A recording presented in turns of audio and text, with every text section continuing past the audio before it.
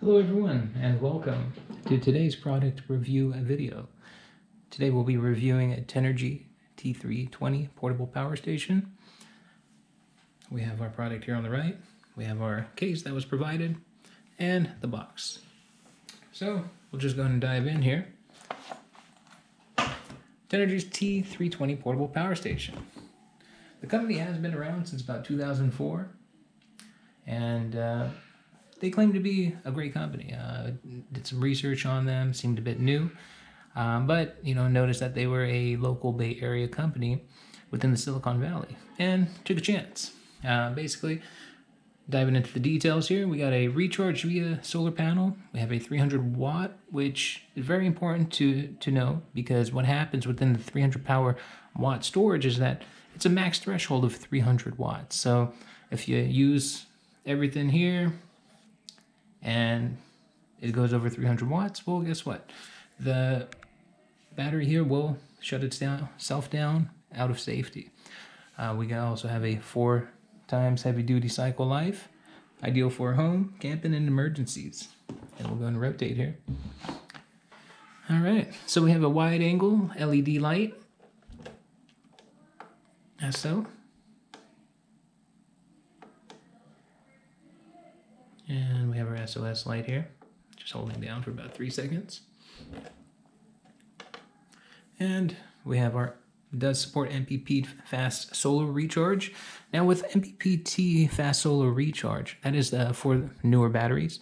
Essentially what this means is that does your solar panel actually go ahead and support that MPPT solar charge?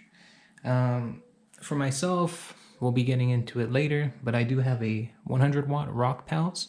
I do believe it's the older version that does not support MPPT, but we still get adequate wattage that I'm completely satisfied with. We have our wide working temperature, and the temperature here does operate within 14 degrees Fahrenheit to 104 degrees Fahrenheit. We also have our Type C, which does support, so the newer technology. 3 ways to charge as well, which is AC adapter 8 hours, car charger 10 hours, and a 60 watt solar panel for 7 hours there. We'll go and rotate the box, and you get a nice image there on what it can do and what it can be. And just from the times of me using it, I've charged several cell phones, my laptop and such.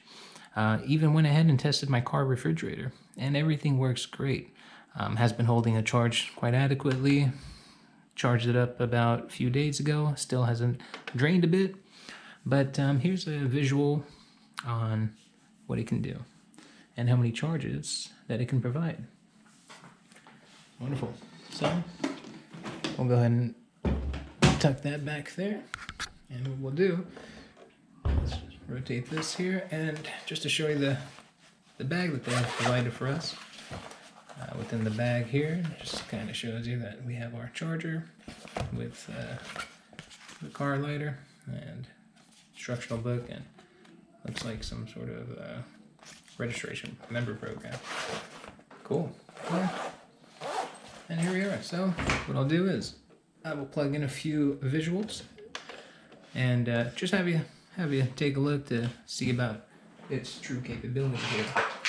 Myself, I have an iMac charger, one of the big watts. The here is about providing from 100 to 240. Output is about 20.2 volts.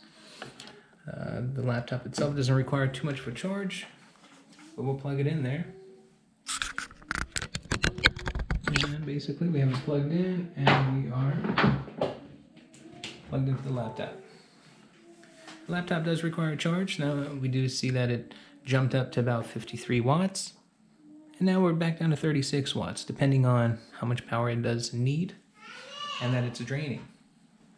Now what we're doing here as well is we'll be charging my GoPro batteries as well. I've got about 3 here. I'm going to go ahead and plug this in. I'm going to go ahead and plug in the USB for it.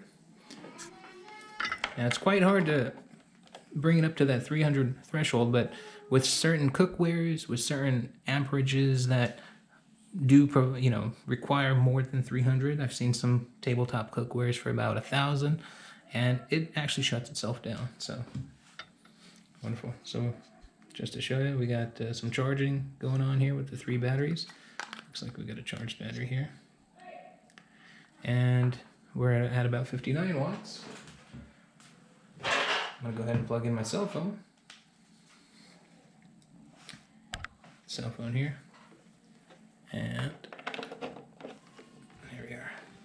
All right, cell phone's plugged in, and we've kind of went up a bit. We're at about 88 watts, and this is currently charging my GoPro as well as my laptop and my cell phone. Let's see if I can get my iPad included in here if I can.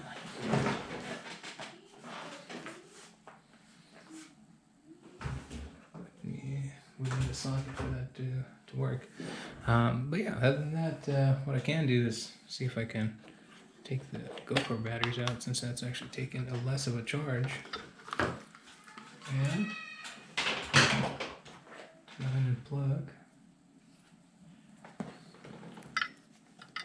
our iPad.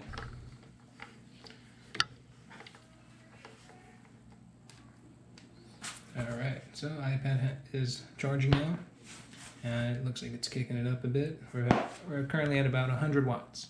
So cell phone, laptop, that, and also keep in mind we also can use extension cords that will also help to benefit to disperse that wattage. But yeah, not bad. Now say if we had an additional individual also wanted to charge a laptop, we double it up, it would be about 200. So with that being said, maybe about 3, which it would be about 2, 4, 6 devices, including 2 cell phones, 2 iPads, 2 laptops. So pretty good, pretty good.